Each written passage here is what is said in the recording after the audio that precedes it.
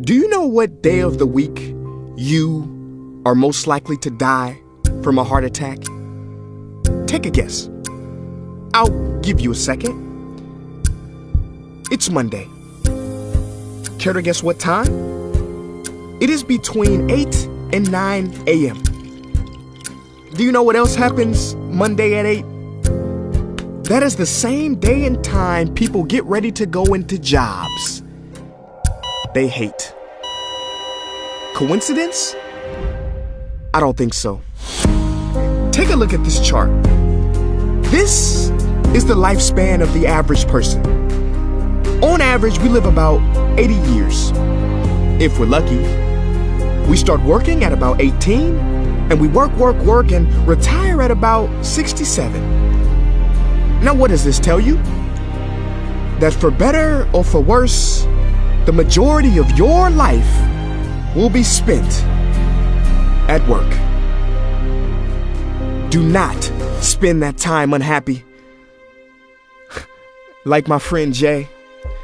See, Jay would always say, when I finish school, then I'll be happy. Well, Jay finished school, but he wasn't happy. So then Jay said, when I get a job, then I'll be happy. Jay got a job, but he still wasn't happy. So Jay said, when I get married, settle down, and have kids, then I'll be happy. Well, he got married, settled down, had 2 kids, but still wasn't happy. So then Jay said, okay, when the kids leave home and I retire, then I'll be happy. Well, the kids left home and he retired, but he still wasn't happy. So Jay started going to church. And I asked Jay why he was going to church so much. And he said, because when I die, then I'll be happy.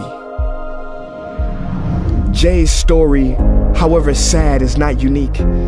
I could have replaced Jay with Johnny or Bonnie. In fact, Jay's initials stand for just about everybody. Many of us are like Jay, but it is not our fault. We have been tricked to stay stuck in jobs that are literally making us sick and to be and then people. You know about the and then people, right? It's people who constantly say, and then I'll be happy. Ladies and gentlemen, we must go from living as and thens to becoming right nows. We have to be happy right now. How? We must either find a job we love or bring more love into our jobs. It is time to step out of the rat race.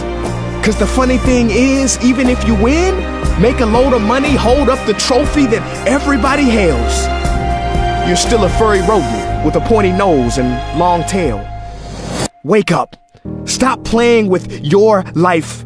This ain't a video game. This ain't Mario Kart. This ain't Fortnite. There is no try again button, no option to redo this level. When the game's over.